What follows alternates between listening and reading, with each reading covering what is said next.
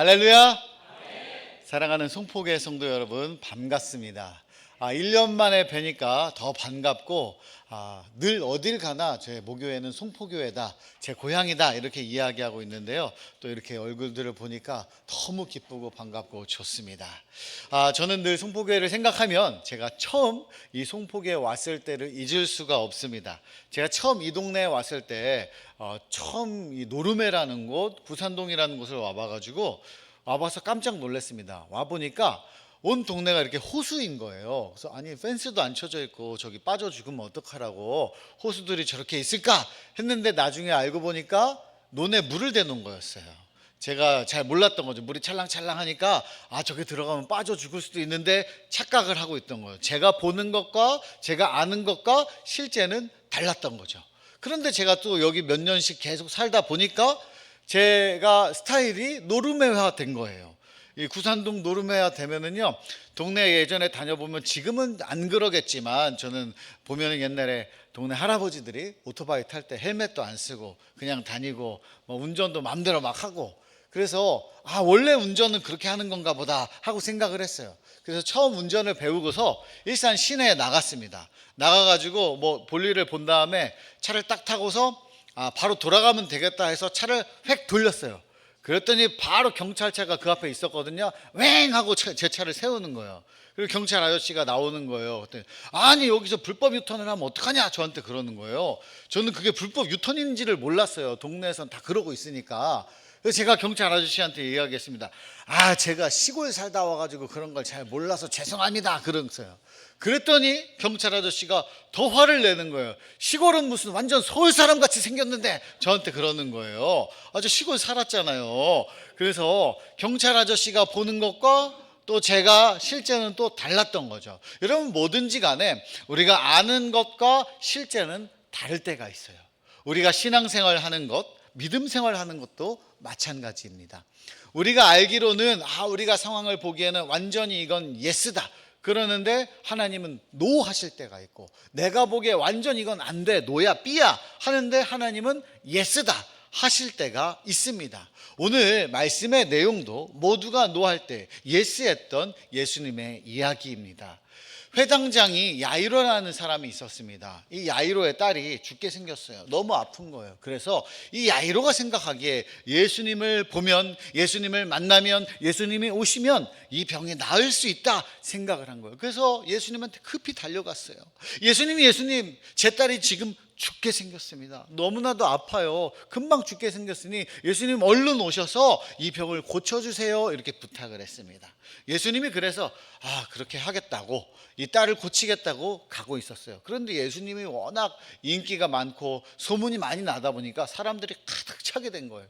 그 중에 어떤 혈루증 앓던 여인, 12회를 혈루증 앓던 여인이 예수님의 옷깃에 손을 탁 대게 됩니다. 어떻게 됐어요?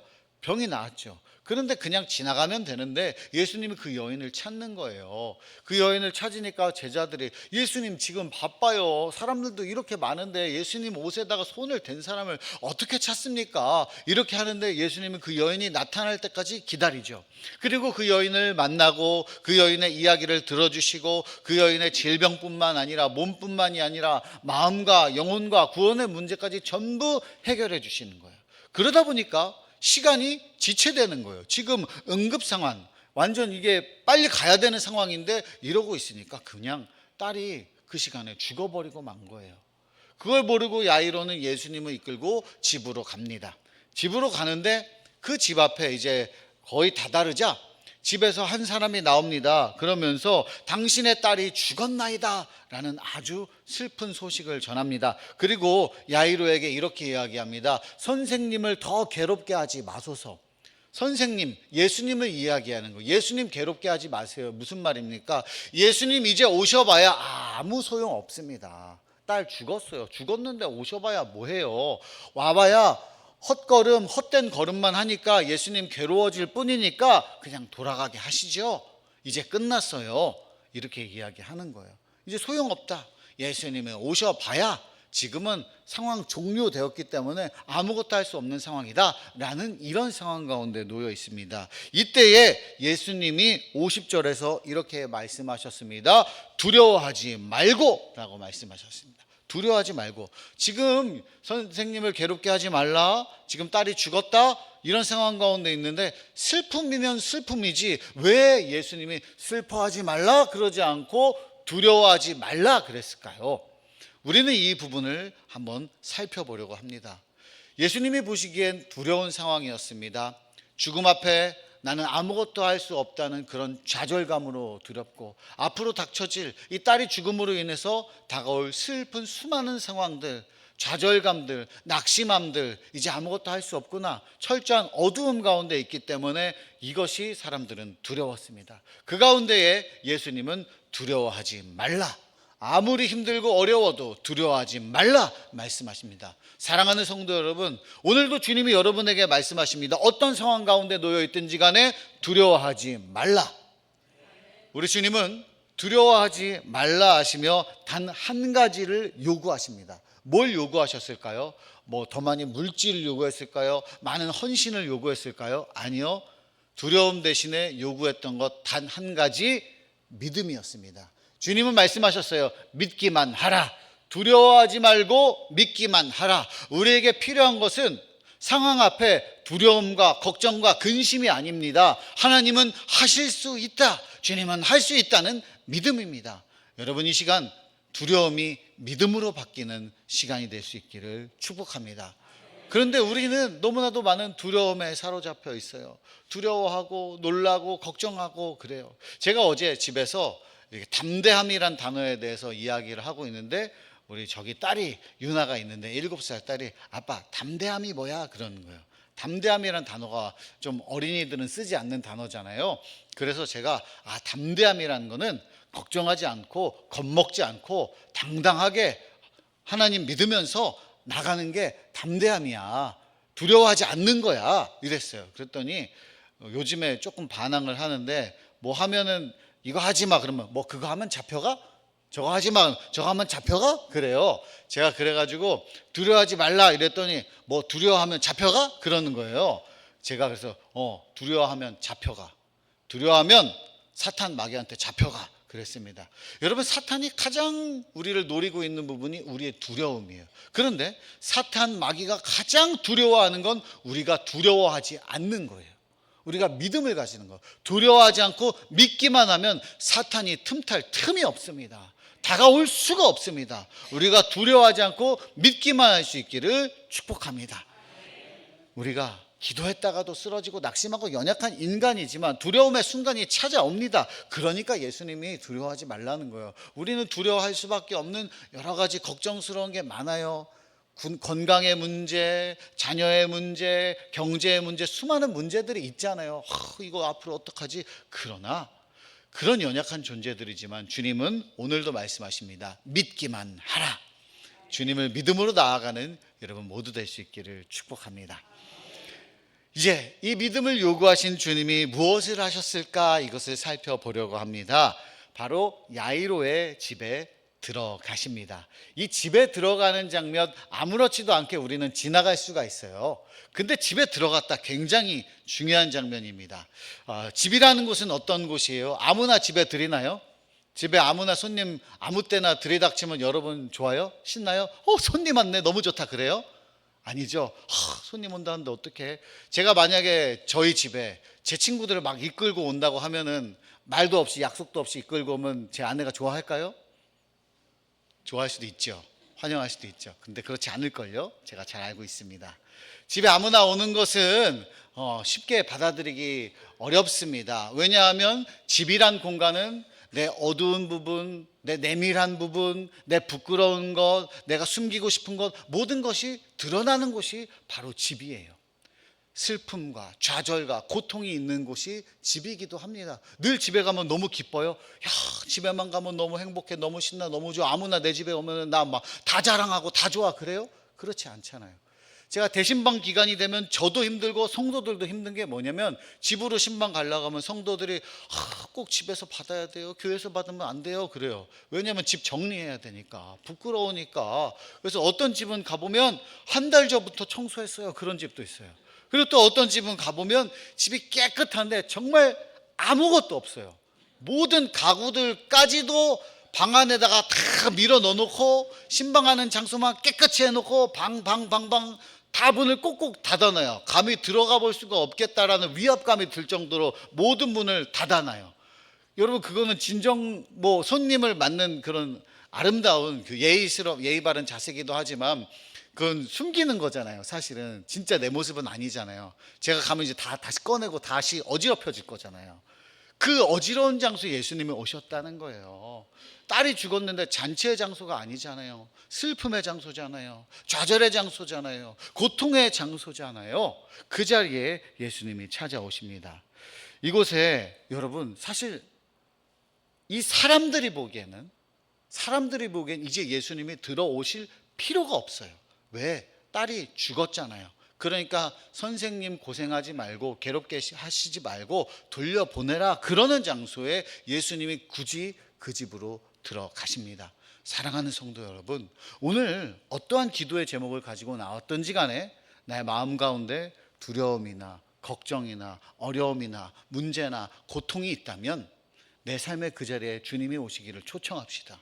주님 들어오시기를 초청합시다. 주님 오시면 어둠이 아니라 빛이 됩니다.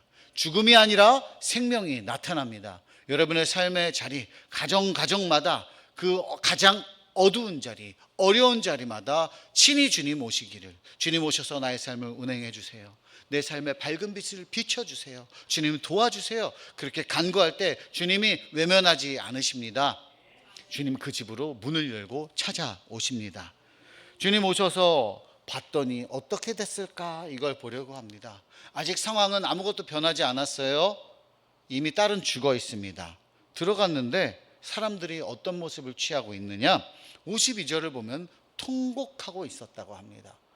그냥 우는 게 아니죠. 꺼이꺼이 울고 있는 거예요. 어떡하니 이러면서 이 어린 딸이 가서 어떡해. 모두가 슬픔 가운데 잠겨서, 죽음 가운데, 이 장례가 너무나도 슬픈 거예요.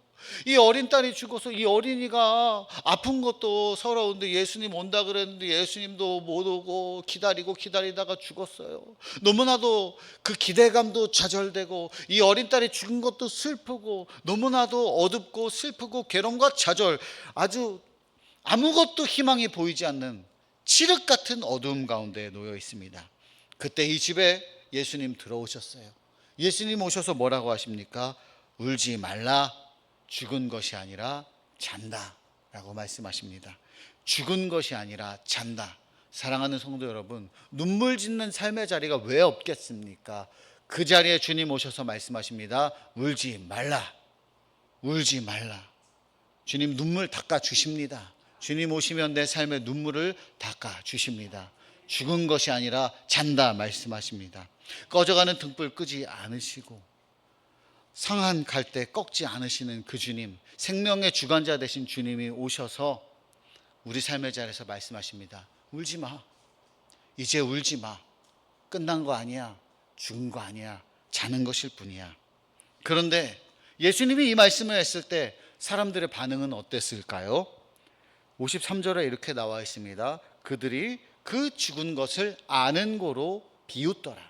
여러분, 그냥 가만히 웃다가 황당한 소리가 들려서 웃은 게 아니에요. 막 울고 있었잖아요. 울다가 이렇게 웃는 게 쉽지가 않습니다. 너무나도 황당하기 때문에, 너무나도 말이 안 되기 때문에 어이가 없어서 웃음이 나오는 거예요. 비웃음이 나오는 거예요. 왜? 내가 알고 있거든, 내가 봤거든, 이거 죽은 거 내가 분명히 봤어. 내 눈에는 이건 주검이고 시체야. 내가 아는데 무슨 말도 안 되는 그런 뚱딴지 같은 소리를 하나.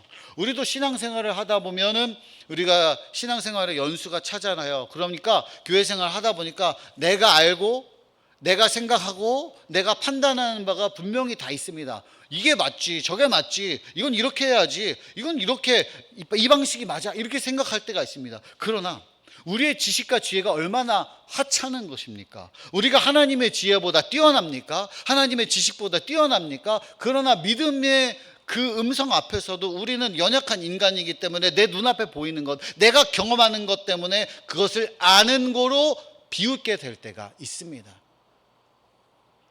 여러분, 우리가 그렇게 지혜로워요? 그렇게 다 알아요? 그렇지 않죠? 이 핸드폰을 볼까요? 핸드폰 여러분이 보면 주인만 알고 있어요. 이게 끈 건지 잠깐 슬립 모드인 건지.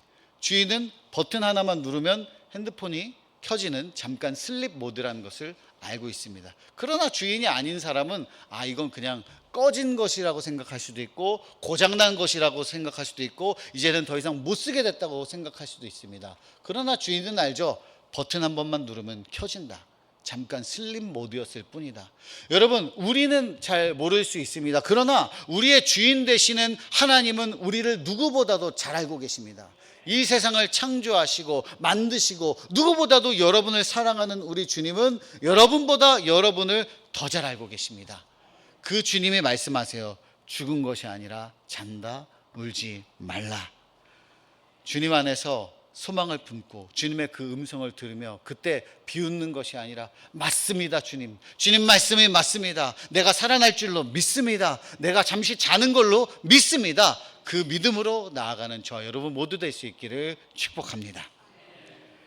이제 어떻게 되었을까? 말씀을 제가 읽어보겠습니다. 54절 55절입니다 예수께서 아이의 손을 잡고 불러 이르시되 아이야 일어나라 하시니 그 영이 돌아와 아이가 곧 일어나거늘 예수께서 먹을 것을 주라 명하시니. 예수님이 이 아이의 손을 잡았대요. 말씀만 하셔도 되는데 손을 잡았대요. 뭐예요? 액션을 취한 거죠. 모든 사람들에게 보여주는 겁니다. 율법에 의하면 이 시체를 만지면 안 돼요. 시체는 부정한 것이기 때문에 이 부정한 시체를 만지면 7일 동안 이 만진 사람은 그 누구랑도 접촉할 수가 없습니다. 시체는 절대 만지면 안 되는 건데 왜? 예수님 보기에는 만져도 되는, 자고 있을 뿐이니까 예수님은 당당히 가서 만지십니다. 여러분, 예수님이 만지면 살아납니다. 여러분의 삶에 어떤 문제든지 간에 주님 한 번만 만지시면, 주님 말씀하시면 살아납니다. 주님 이 시간 말씀하십니다. 달리다금 일어나라. 모든 삶의 어려운 자리, 좌절한 자리, 쓰러진 자리에 주님께서 손을 잡아 일으켜 주시며 일어나라 말씀하실 줄로 믿습니다. 그렇게 말씀할 때 어떻게 되었습니까? 말씀은 나와 있습니다. 그 영이 돌아와 라고 나와 있습니다. 매우 중요한 장면이에요. 그냥 다시 살아나, 깨어나, 일어나라고 되어 있지 않고 영이 돌아와 라고 되어 있습니다. 영은 뭐예요? 회복된다, 산다, 새롭게 된다라는 뜻입니다. 영이 돌아왔다. 우리가요, 예수님을 믿으면서도 영이 새롭게 예수님 믿는 사람처럼 돼야 되잖아요. 그냥 생명만 있다고 그게 그리스도인의 모습이겠습니까? 예수님을 믿는데 여전히 내 삶의 모습대로 예수님 믿지 않는 사람처럼 살아가면 그게 예수님 믿는 사람다운 삶이겠습니까? 제가 지난주에도 신방을 하나 한 가정이 있었는데 회사에 한 20몇 년을 다녔대요. 그런데 얘기를 하다가 남자 집사님인데 처음으로 교회 다닌다는 얘기가 뭐 하다가 튀어나왔대요. 그랬더니 부하 직원들이 깜짝 놀라더래요. 아니, 교회 다니신다고요? 전혀 안 그래 보이는데? 그랬다는 거예요. 그래서 자기가 너무나도 회개를 했다는 거예요. 내가 이제 예수님 믿는 사람답게 살아야 되는데 그렇게 하지 못했구나. 세상에서는 우리의 영적 상태를 봅니다. 내가 예수 믿고 구원받은 사람으로 나는 알겠지만 다른 사람들은 모를 수가 있어요. 그런데 영이 새롭게 되었다는 것은 영이 살아나야 소용이 있다는 거예요.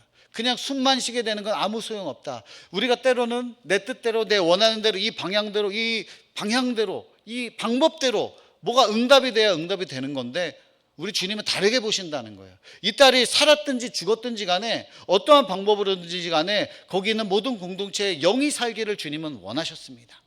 주님이 원하는 진정한 응답은 영이 살아나는 겁니다.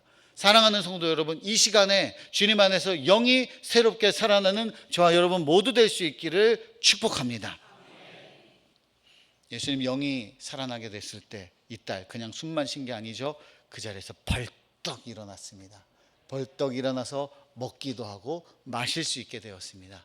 지금 나오는 모든 성도 여러분, 영이 살아나고 또한 모든 몸과 마음이 소생되어지고 그 자리에서 벌떡 일어날 수 있게 될 수 있기를 축복합니다. 다시 한번 예수님의 말씀 한번 보려고 합니다. 예수님이 하셨던 말씀, 두려워하지 말고 믿기만 하라는 이 말씀, 오늘 돌아가시기 전에 한 번 더 떠올려 보시기를 바랍니다. 믿기만 하라, 이 원래 단어의 의미를 찾아보면 네가 처음 나를 찾아왔을 때의 그 믿음을 유지하라 라는 말입니다. 야이로가요, 예수님을 처음 찾아왔을 때 어떤 마음이었어요? 예수님이 오시면 산다, 예수님이 오시면 이 딸 나을 수 있다, 그 믿음이 있으니까 예수님한테 헐레벌떡 달려온 거 아니겠습니까? 긴박한 상황 가운데. 근데 딸이 죽었어요. 모든 사람들이 좌절하고 있어요. 이제 안 된다 그래요. 그때에 예수님이 믿기만 하라, 이 말은 처음에 나를 만났을 때 그 믿음을 유지해라, 그때 그 뜨거웠던 그 절실했던 그 믿음을 가져야 한다, 그 믿음이 있어야 산다, 그 믿음이 있어야 주님 오신다, 그 믿음이 있어야 주님께서 선포하시고 손을 잡아 일으켜 주신다, 그 말입니다. 사랑하는 성도 여러분, 그 믿음, 주님 처음 만났던 그 믿음을 지금도 앞으로도 영원히 뜨겁게 유지하는 여러분 될 수 있기를 축복합니다. 저는 여러분을 처음 만났던 때를 기억합니다. 처음 만났던 그때에 여러분 기대에 가득 차서 앞으로 우리 교회를 통해서 하나님이 역사할 거야, 어린아이였던 제 눈에 여러분들의 기대 찼던 그 눈빛과 그 열정들을 생생히 기억하고 있습니다. 앞으로도 그 열정을 유지할 수 있기를, 더 뜨거워지기를 저는 기대하고 소망합니다. 제가 지금 사역하고 있는 교회에서 제가 교구도 맡았지만 여러 부서들을 맡아요. 그 가운데 하나 맡은 게 공교롭게도 선교부입니다. 선교부에 들어와서 제가 늘 듣는 이야기가, 서민건 목사님이 와가지고 제 자랑하는 게 아니고, 선교가 살아나고 있다, 선교는 이렇게 하는 거지, 너무너무 좋다, 앞으로 기대가 된다 하는데, 제가 다 어디서 보고 배웠을까요? 모르겠어요? 여기서 보고 배웠습니다. 송포교회에서 보고 배운 게 뭐냐, 아무리 우리 송포교회가 뭐 엄청 메가처치는 아니지만 선교지에 가서 일하는 거 보면 초대형 교회보다 더 큰 일들, 더 귀한 일들을 해 나가는 걸 제가 쭉 자라면서 봐왔어요. 내가 아무리 연약해도 하나님이 함께 하시면, 믿음으로 선포하고 나아가고 기도하고 헌신하면 나머지 하나님 알아서 하신다, 하나님이 도우신다, 하나님이 기적을 일으키시고 선교지가 살아나게 하시고 교회도 살아나게 하신다, 그것을 봤잖아요. 제가 그러니까 두려움이 없이 담대하게, 지금 있는 교회가 선교가 조금 어려웠을 때 우리가 기도하고 믿음으로 나아가면 당연히 충분히 하나님 일하시고 할 수 있습니다 하고 그냥 거리낌 없이 밀어붙였더니 막 선교가 살아나고 일이 되는 거예요. 저는 또다시 경험합니다. 송포교회에서 경험한 하나님의 살아계심, 하나님의 역사는 어딜 가든지 이루어지는구나. 사랑하는 성도 여러분, 주님은 살아계십니다. 주님께서 일어나라 말씀하십니다. 앞으로도 계속해서 일어나라, 두려워하지 말고 믿기만 하라 말씀하십니다. 그 믿음 가지고 나오면 나의 삶은 죽은 것이 아니라 잠깐 슬림 모드입니다. 주님께서 말씀만 하시면 깨어나고, 주님께서 손만 대면 벌떡 일어나고, 주님 안에서 우리는 소생되어지고 늘 생명력 있게 앞으로도 영원히 송포교회를 통해서 하나님은 수많은 기적 같은 일들을 여러분들을 통해서 이루시리라 믿습니다. 그 기적 체험하는 저 여러분 모두 될 수 있기를 주님의 이름으로 축복합니다. 기도하겠습니다. 사랑 많으신 하나님 아버지, 고맙고 감사합니다. 하나님, 우리의 모든 상황 가운데 주님께서 역사하여 주실 줄로 믿습니다.